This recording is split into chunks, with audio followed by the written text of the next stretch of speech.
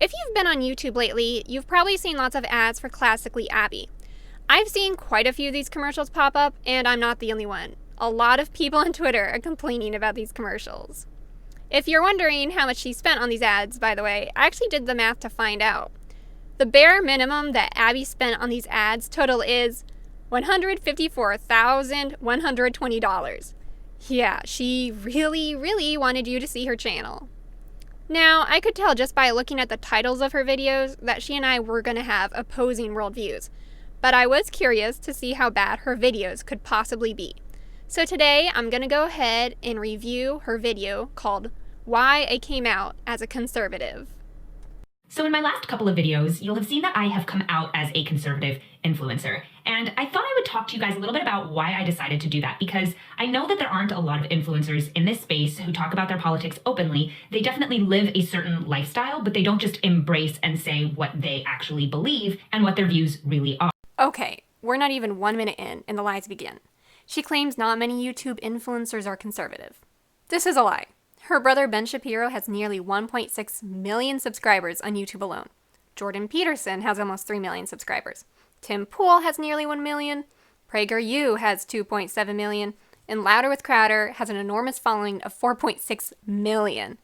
Whereas Mother Breadtube, ContraPoints herself, is still under 1 million subscribers.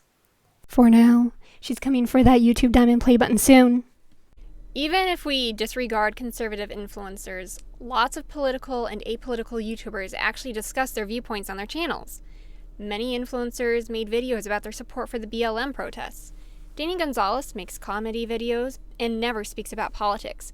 But in one of his videos, the end card says, "Arrest the cops who shot Breonna Taylor." Furthermore, she says that other influencers live a certain lifestyle, but she doesn't explain this phrase. What does this even mean? I mean, originally I was wondering if she was referencing the materialistic lifestyles of influencers like Tana Mojo or the Ace family.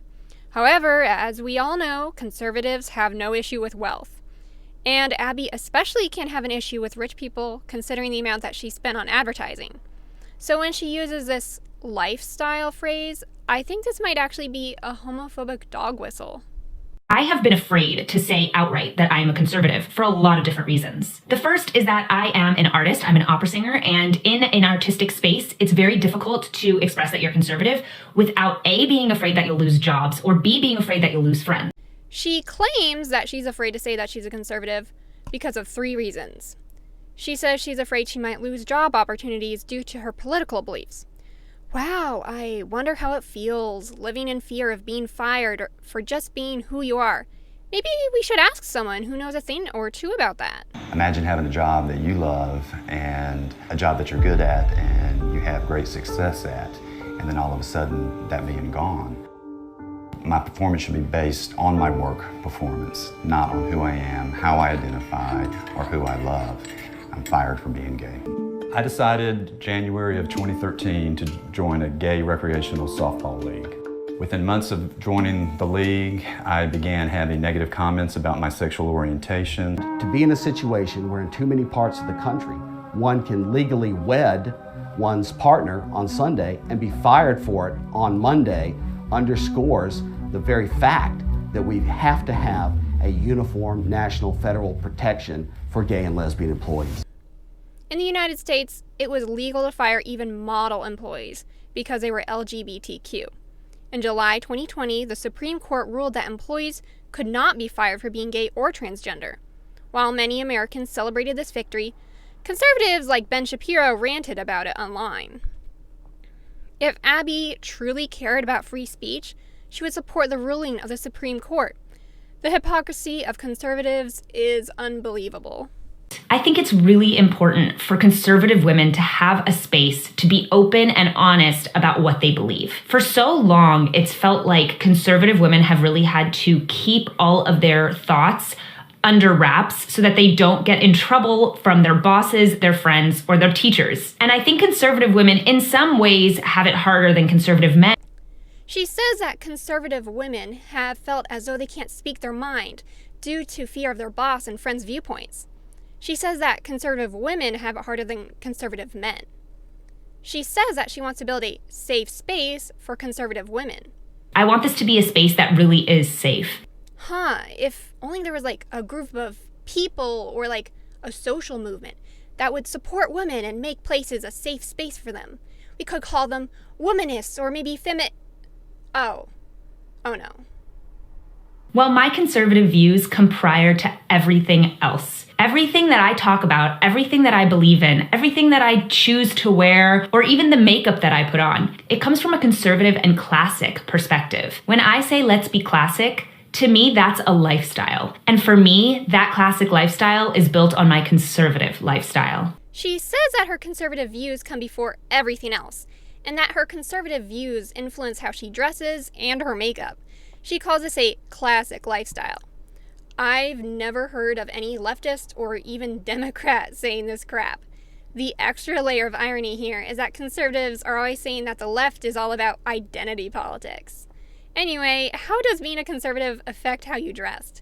I can assume maybe modesty, but is that it? If you want to cover up, that's fine. I'm not going to judge you. However, conservatives seem to have a lot of issues with Muslim women covering up. Do I need to repeat myself? The hypocrisy of conservatives is unbelievable. My goal for Classically Abby isn't for it to be an only conservative woman space, but a place where conservative women feel comfortable voicing their views. That conservative women can't even find a community when they want to because no one feels comfortable voicing their views. A place where women from all different sides and all different viewpoints really have a space to converse without being afraid. She consistently states that she wants open conversation regardless of your political views. But her anti-LGBTQ, anti-feminist, and anti-BLM values make these spaces unsafe for many women. Only white, straight, cis women are allowed to feel truly safe in Abby's community. And even then, it doesn't look like she's attracting a large female following. All of her Twitter polls show a large male audience. And according to this poll, her male audience really want their girlfriends to cover up. And when you look at her video, the like to dislike ratio is absolutely crazy. The YouTube rewind of 2019 better watch out or it's going to lose its spot. Let's go look at some comments. Conservatives wins the presidency, House, and Senate in 2016. Also conservatives. OMG, I'm so scared to be openly conservative. White women not being the center of attention for once. Is this oppression?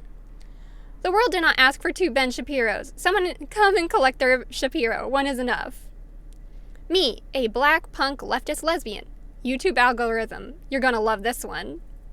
Abby confuses being female with being feminine, but these two things don't always have to be connected.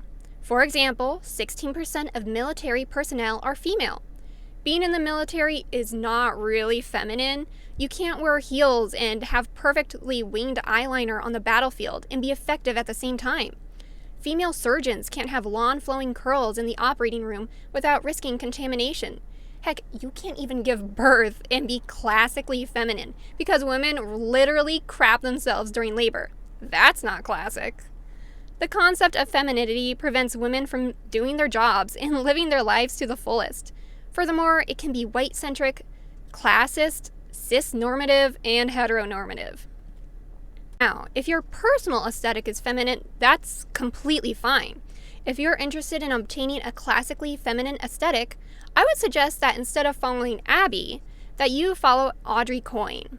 She is a beauty and fashion blogger that promotes classically beautiful looks without degrading women who choose not to dress the way she does. I'm a firm believer that you should always wear what you want, and no one should tell you otherwise. Coincidentally, she is also an opera singer. Abby's channel is just another attempt by conservatives to combat feminism. But without the working women of the world, society would collapse, which is what happened in Iceland. On October 10th, 1975, the women of Iceland went on strike in order to secure equal pay for women. Before the strike, the average woman earned 60% of a man's pay. The year after the strike, Parliament enacted a law which created equal pay. Soon after the strike, Iceland had the first democratically elected female president in the world. It was only a one-day strike, but 90% of women participated. The women showed solidarity with each other, regardless of socioeconomic status, religion, or how they chose to dress. Women workers of the world unite. Thanks for watching. Please give this video a thumbs up and subscribe. Comment below who you think would win in a fist fight in the bathroom, Dennis Prager or Abby Shapiro.